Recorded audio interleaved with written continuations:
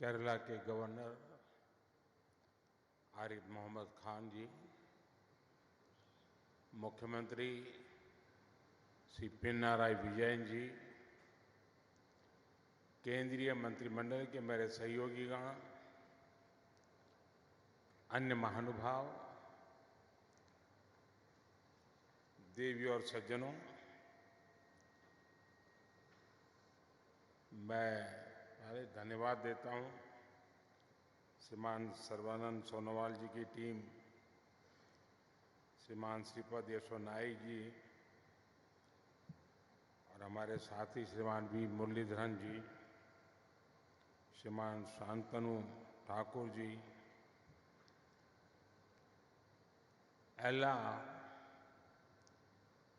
करालियरकुम एंडे नन्ना नमस्कारम।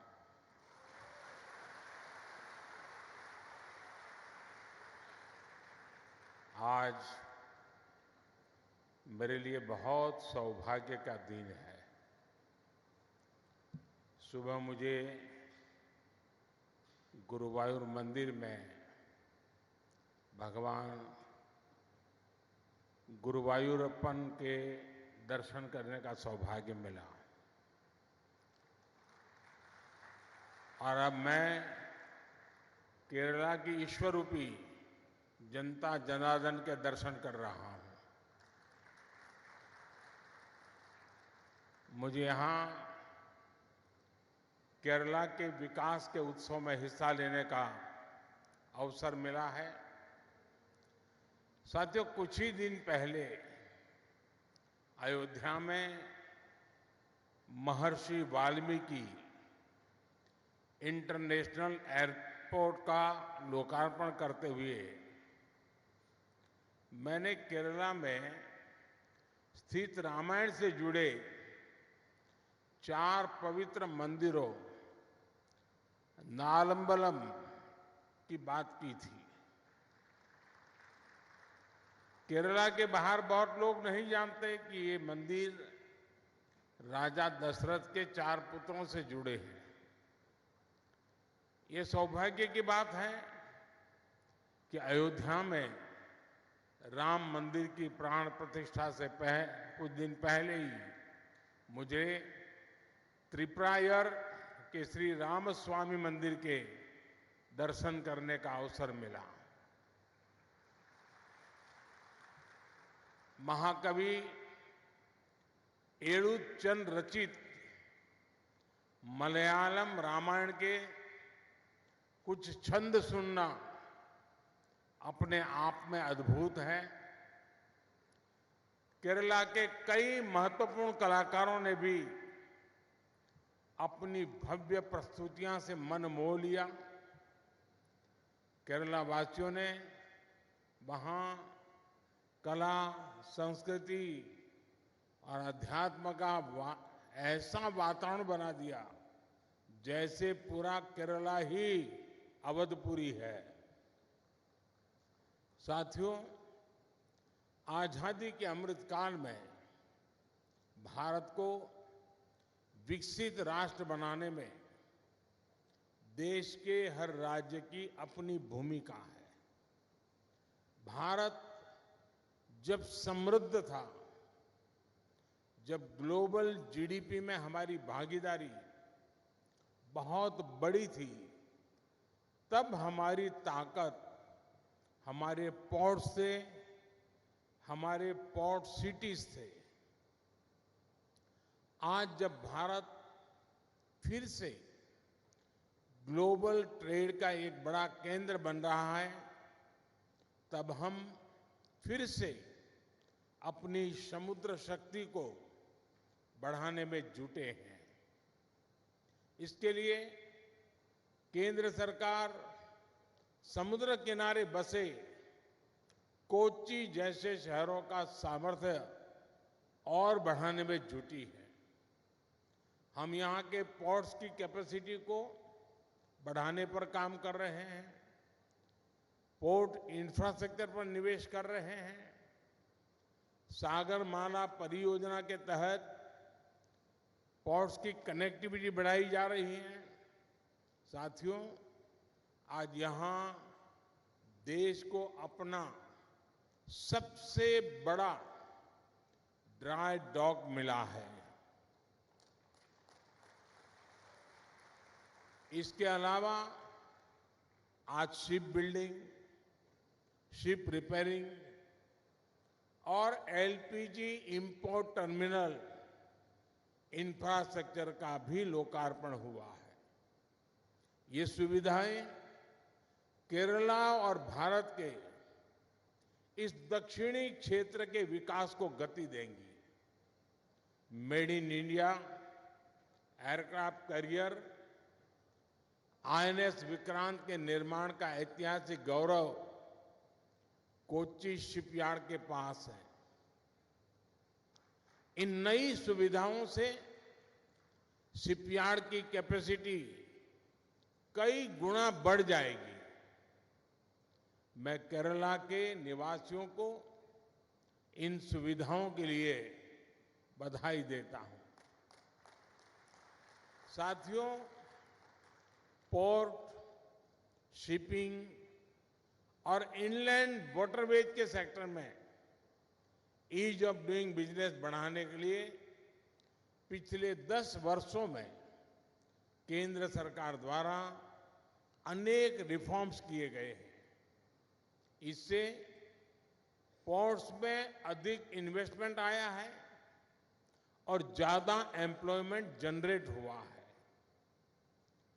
Indian seafarers, उससे जुड़े जो नियम थे, उसमें किए गए रिफॉर्म्स की वजह से पिछले 10 साल में इंडियन सीफेयरर्स की संख्या में 140% की वृद्धि हुई है।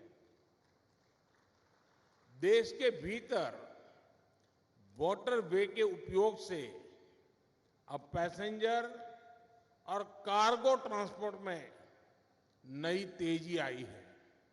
साथियों, जब सबका प्रयास होता है तो परिणाम और बेहतर मिलते हैं। बीते 10 वर्षों में हमारे पोर्ट्स ने डबल डिजिट एनुअल ग्रोथ हासिल की है। 10 वर्ष पहले तक हमारे पोर्ट्स पर शिप्स को लंबा इंतजार करना पड़ता था। उनको अनलोड करने में बहुत टाइम लगता था। अब स्थितियां पूरी तरह बदल चुकी है। आज Bharat ship turn around time में दुनिया के कई विकसित देशों से भी आगे निकल चुका है। साथियों, आज दुनिया भी ग्लोबल ट्रेड में भारत की भूमिका समझ रही है।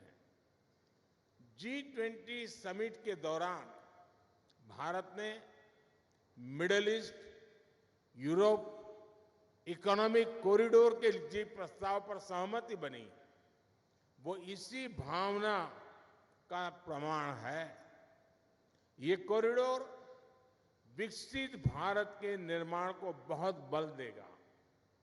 इससे हमारी कोस्टल इकोनॉमी को बड़ी ताकत मिलेगी। हाल ही में मैरीटाइम अमृत काल विजन भी लॉन्च किया गया है। विकसित भारत के लिए हम अपनी समुद्री ताकत को कैसे सशक्त करेंगे, इसमें इस लक्ष्य का रोड मैप है। भारत को दुनिया की एक बड़ी मैरीटाइम पावर बनाने के लिए हम मेगा पोर्ट्स, शिप बिल्डिंग और शिप रिपेयर क्लस्टर जैसे इंफ्रास्ट्रक्चर बनाने पर जोर दे रहे हैं। साथियों, केरला में आज जिन 3 प्रोजेक्ट्स का लोकार्पण हुआ है, उनसे मैरीटाइम सेक्टर में इस क्षेत्र की हिस्सेदारी और बढ़ेगी। नया ड्राई डॉक भारत का नेशनल प्राइड है। इसके बनने से यहां बड़े जहाज, बड़े वेसल तो आ ही सकते हैं, साथ ही यहां शिप बिल्डिंग और शिप रिपेयर का काम भी संभव होगा। इससे भारत की विदेशों पर निर्भरता कम होगी और जो पैसा हम विदेश भेजते थे वो देश में ही लगेगा। इसके साथ यहां ship building, ship repair sector में नई स्किल्स पैदा होगी। साथियों, आज इंटरनेशनल शिप रिपेयर फैसिलिटी का भी लोकार्पण हुआ है। इस प्रोजेक्ट से कोच्चि भारत का और भारत एशिया का एक बड़ा शिप रिपेयर सेंटर बनने वाला है। हमने देखा है कि आईएनएस विक्रांत के निर्माण के दौरान किस प्रकार अनेक एमएसएमईज को सपोर्ट मिला था। अब जब शिप बिल्डिंग और रिपेयर की इतनी बड़ी फैसिलिटी यहां बनी है तो इससे एमएसएमईज का एक नया इकोसिस्टम बनेगा। जो नया एलपीजी इंपोर्ट टर्मिनल बना है, इससे कोच्चि, कोयम्बटूर, ईरोड, सेलम, कालीकट, मदुरई और त्रिची में एलपीजी की जरूरतें पूरी होगी। इससे इन इलाकों में इंडस्ट्री और दूसरी इकोनॉमिक डेवलपमेंट को भी मदद मिलेगी और नए रोजगार भी बनेंगे। साथियों, कोच्चि शिपयार्ड आज आधुनिक और ग्रीन टेक्नोलॉजी से lace made in India vessels बनाने में भी अग्रणी है। कोच्चि वाटर मेट्रो के लिए जो इलेक्ट्रिक वेसल्स बनाए गए हैं वो प्रशंसनीय है। अयोध्या, वाराणसी, मथुरा और गुवाहाटी के लिए भी इलेक्ट्रिक हाइब्रिड पैसेंजर फेरीज का निर्माण यहीं हो रहा है। यानी देश के शहरों में आधुनिक और ग्रीन वाटर कनेक्टिविटी में कोच्चि शिपयार्ड की भूमिका अहम है। मुझे बताया गया है कि हाल में आपने नॉर्वे के लिए भी जीरो एमिशन इलेक्ट्रिक कार्गो फेरी डिलीवरी की है। यहां हाइड्रोजन फ्यूल पर चलने वाले दुनिया के पहले फीडर कंटेनर वेसल के निर्माण पर भी काम चल रहा है। ये make in India, make for the world के हमारे विजन को सशक्त करता है। भारत को हाइड्रोजन फ्यूल आधारित ट्रांसपोर्ट की तरफ ले जाने का जो हमारा मिशन है उसको कोच्चि शिपयार्ड और सशक्त कर रहा है। मुझे विश्वास है कि बहुत ही जल्द स्वदेशी हाइड्रोजन फ्यूल सेल फेरी भी देश को मिलेगी। साथियों, blue economy, port lead development को और उसके कारण हमारे मछुआरे भाई बहनों की एक बहुत बड़ी भूमिका मैं इसमें देखता हूं। आज पीएम मत्स्य संपदा योजना से फिशिंग के लिए भी आधुनिक इंफ्रास्ट्रक्चर बनाया जा रहा है। केंद्र सरकार डीप सी फिशिंग के लिए मछुआरों को आधुनिक नाव देने के लिए सब्सिडी दे रही है। किसानों की तरह ही मछुआरों को भी किसान क्रेडिट कार्ड की सुविधा दी गई है। ऐसे प्रयासों की वजह से बीते 10 वर्षों में मछली उत्पादन और एक्सपोर्ट दोनों में कई गुना बढ़ोतरी हुई है।